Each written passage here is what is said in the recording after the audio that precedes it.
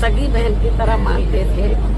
ये महीने में शायद रक्षाबंधन भी है, तो मेरे ख्याल हमेशा रक्षाबंधन पे मैं लखनऊ में रही हूँ या दिल्ली में रही हूँ, तो मुझसे उन्होंने राखी बंधवाई।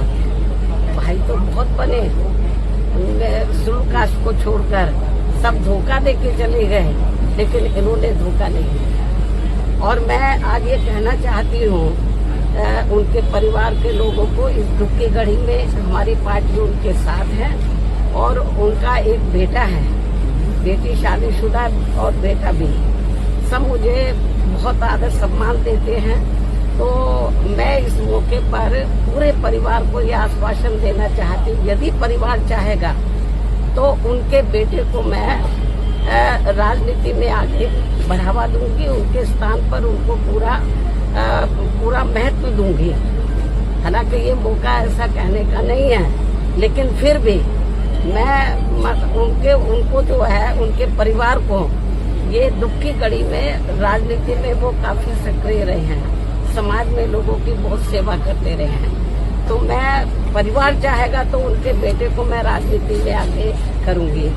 और जहाँ तक उनकी विधानसभा का सवाल है, रसड़ा जो विधानसभा बलिया में, मेरे ख्याल जब भी उन्होंने चुनाव लड़ा बीएसपी से, हमेशा उन्होंने चुनाव जीता है और क्षेत्र की जनता का पूरा ध्यान रखा है। पूरे क्षेत्र में वो हर सुख दुख की घड़ी में वहाँ की जनता के साथ रहे और हमेशा उन्होंने हर मामले में वहाँ की जनता का पूरा ध्यान रखा है।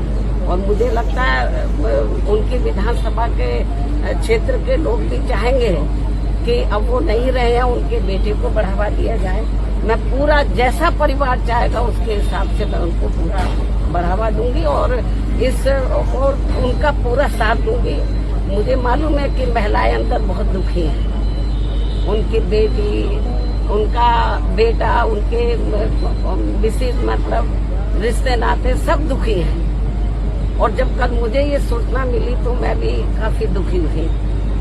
बीच में मैं एक बार देखने के लिए भी आई थी, तबीयत ज्यादा ठीक नहीं थी, लेकिन वो इतना मुझे मानते थे अपनी रियल सिस्टर की तरह कि एक बार उनको लगा कि बहन जी को बहुत दिन हो गया देखे हुए, मुझे मिलना चाहिए। तो मैंने कहा कि आप बीमारी की हालत में क्यों आए, मैं आ जाती आपके घर में। वो मेरे घर पर मिलने के लिए आए, बीमारी की हालत में भी। बोलते कि नहीं, मैं आई थी इधर मिलने के लिए, उनसे मिली थी, लेकिन उनको लगा कि नहीं बहन जी की याद आ रही है, आप बता देते मैं आ जाती। तो इसलिए मैं आपको ये बताना चाहती हूँ कि हमारी पार्टी को बड़ी